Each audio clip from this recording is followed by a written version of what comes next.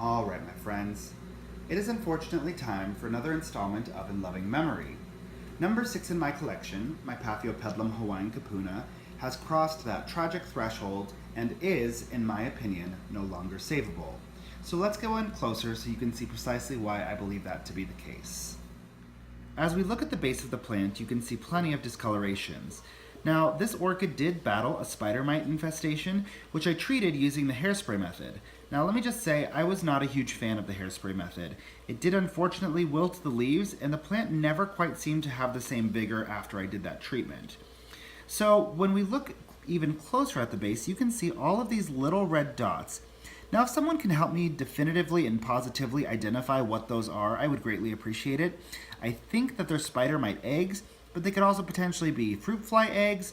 I'm not quite sure what it is, but I've seen this pop up on a couple of my orchid roots when they are going through the transition to semi-hydroponics and things are rotting. And when it happens, I always just cut off the rotting material, sanitize it using my Physan 20 solution, and move forward. Unfortunately, this orchid just did not seem to care for any of those treatments.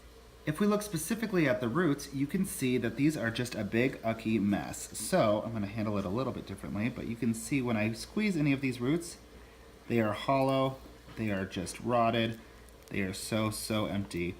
So at this point, you can see, oh, look how gross that is. You can just see that there really is no hope for this guy to bounce back. And my concern is that if I allow it to stay in my grow environment, that the decaying matter is going to attract different kinds of bugs or spread bugs. So I do believe it is time to say goodbye. So the takeaway from the loss of this orchid is not so different from the takeaway from my last In Loving Memory video. I overhandled this poor orchid. When I first got it, I repotted it into bark medium. When I identified it had mold issues, I repotted it again. I sprayed the root system with hydrogen peroxide over and over. I repotted over and over in the hopes that it would eradicate the problem before I finally landed on semi-hydroponics. By the time I did get into semi-hydroponics, it was already super stressed out. When the spider mites appeared, as a product of low humidity, I treated it using the hairspray method, which completely wilted the plant. I tried so hard to save this orchid that I believe I killed it. So sometimes the best action is inaction. Now, I'm not saying if you identify a problem to leave it unattended, but do your research. Think critically about exactly how you want to move forward, make a definitive decision, and commit to it.